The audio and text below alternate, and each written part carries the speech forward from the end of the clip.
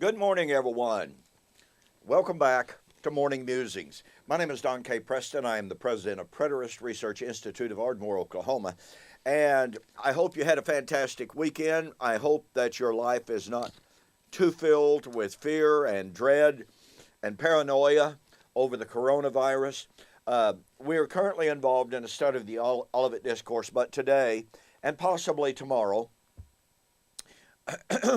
I want to take a few moments to address the situation about the coronavirus. I have been contacted by any number of different people, some, number one, asking me, Don, is this a sign that we're in the last days? After all, Jesus said, in response to the disciples' question about sign of the end of the age, Jesus said there would be famine, pestilence. Surely the coronavirus is defined by pestilence. So are we in the last days? And secondly, I have been contacted by a few people telling me we are in the last days without any shadow of a doubt whatsoever. Some, I must confess, there have been some conspiratorial type of things that are really, I must confess, I am not a person that tends toward conspiratorial beliefs, all right? There are things that disturb me in our world. And so I have to look at them very, very carefully. But as I look at the coronavirus, I am just stunned that anyone could believe, would believe, do believe that the coronavirus was purposely created for political reasons. Now, I know that there are people evil enough, wicked enough, I mean, amoral enough to do that. But it just seems to me that the evidence is not there. So what I want to do today, and again, tomorrow I'm going to focus on the biblical aspect of whether or not the coronavirus is part of the, quote, pestilence, unquote, of the last days, proving that we're in the last days and the time of the end is upon us. But this morning, I just want to share with you a little bit of history. That it seems to me an awful lot of people are completely ignoring, they are completely or denying, or they're using what is happening to their own personal benefit. I mean, you probably heard or read of people buying truckloads, going into Walmarts and Walgreens and what have you, and buying up every single bottle of hand disinfectant and putting it on eBay, putting it on Amazon for exorbitant fees. Well, it seems to me, and believe you me, I love capitalism. I really do. I believe in capitalism. But when you feed on the fears of others, when you take gross advantage of the paranoia of others, that's stepping across the line. And it's so troubling to me that at times like this, that it certainly appears that with many, many people, they are only one step away from losing their decorum, from abandoning, quote, civilization, from abandoning their basic humanity, and they, for all practical purposes' sake, they turn into animals. There's really very little else that you can describe it as. When people are so callous, so selfish, as to run roughshod over the needs of other people for their own personal benefit, and even turn violent. You've seen, I'm sure, there's already been violent mob action in New York City over toilet paper. Did you know people are calling 911, 911, because they're running out of toilet paper? Okay, okay. Wow. So this is so disturbing to me. I would join our president in saying, please be calm. This will run its course eventually, and I want you to keep this in mind. America has the finest doctors in the world. America has the finest medical facilities in the world. America has the greatest medical research abilities, capabilities of anyone in the world. What is happening right now, I read just this morning, they're getting ready already to begin human testing on a vaccine. Now just think about that. How swiftly the American medical community has reacted. Now look, I'm not trying to downplay at all the potential seriousness. They say that the coronavirus attacks and it has a higher mortality rate among older people with underlying respiratory illnesses or problems. Well, you know, I'm 70 years old and I've had double pneumonia 13 times and I've had serious respiratory infections more times than I can count. My allergies are currently just eating me alive, and they always settle in my chest. So, yeah, there's cause for concern. But at the same time, I want to share with you, and I want to urge you, do not panic. And a little bit of comparative information here. Just this morning, got on good old Google, and I looked up how many deaths in the United States this year from the flu, not coronavirus, from the flu.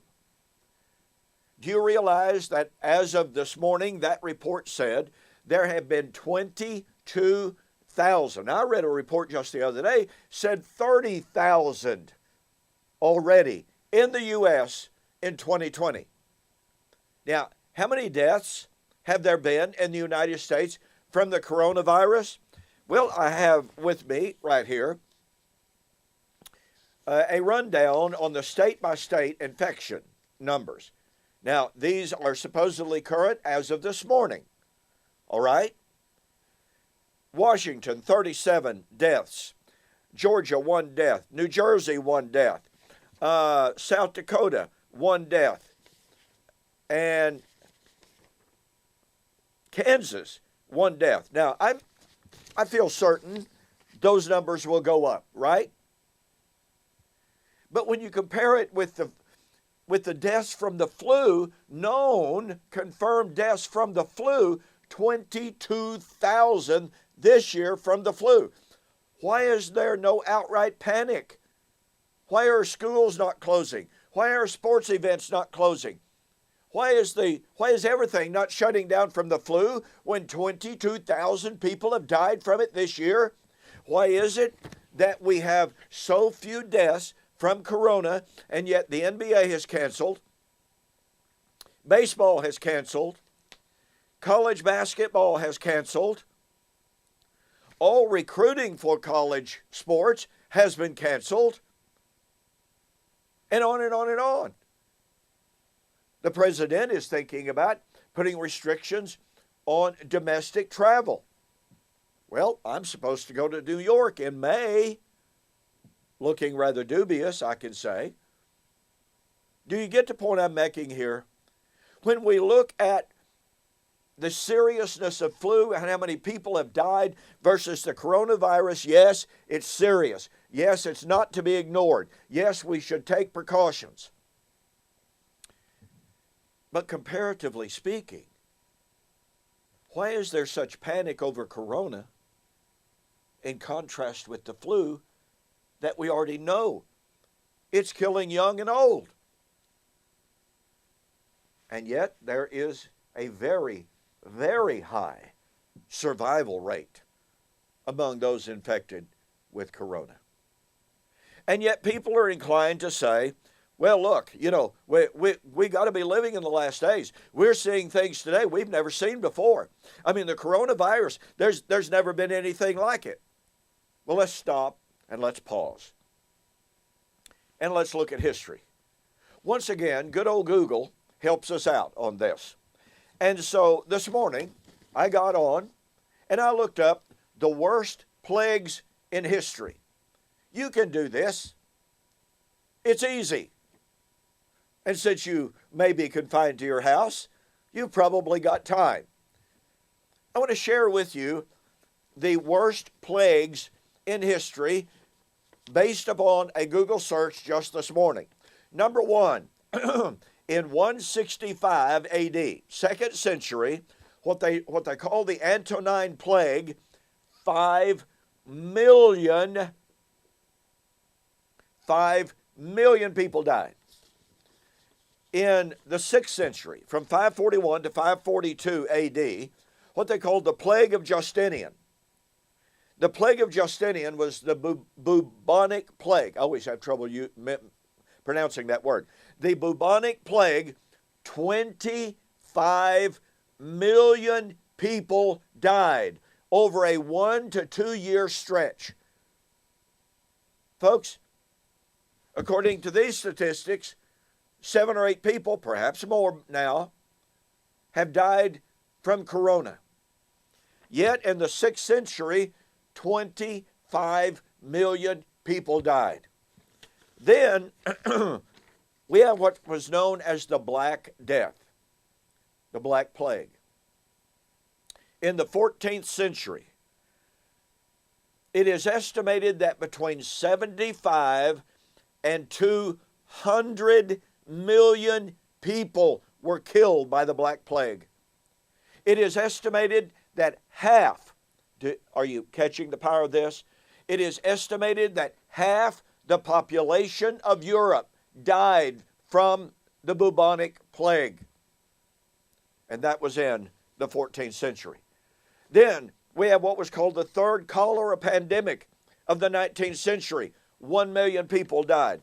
The flu epidemic of 1889 and 1890, 1 million people died. What they call the sixth cholera pandemic of 1910, 1911, 800,000 plus died.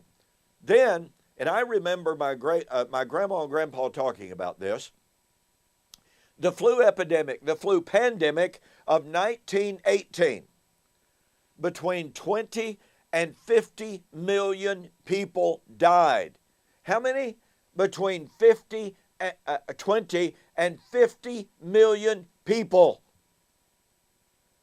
Then we had the Asian flu of 1956 and 1958, in which 2 million died. So when people begin saying, and listen, the prophecy pundits are already at it. This is it.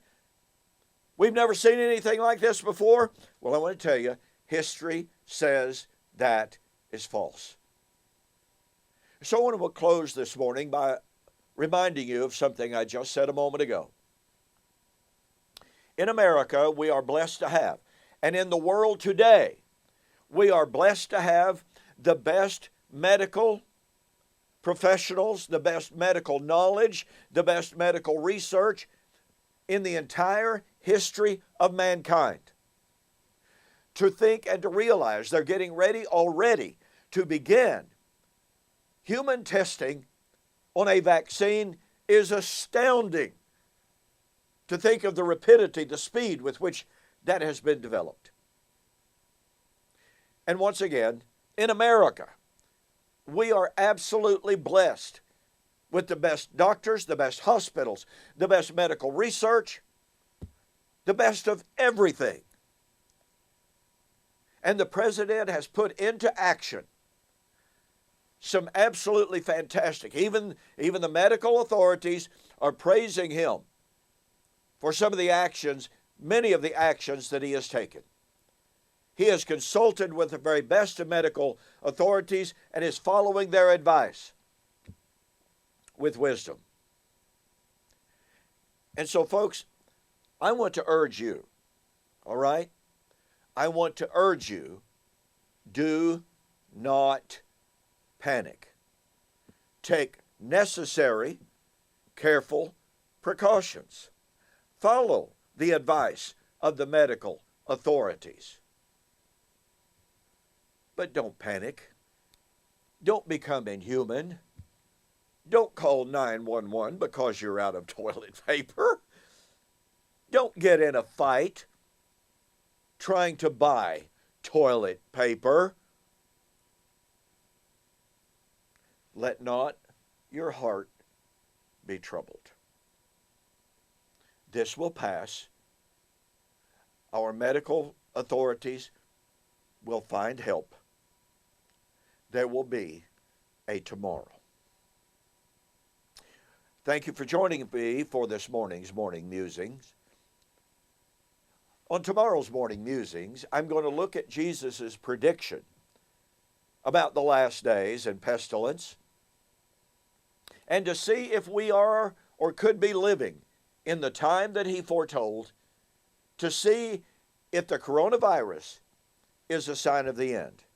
Here's the simple answer: no, it is not. I'll see you on the flip side.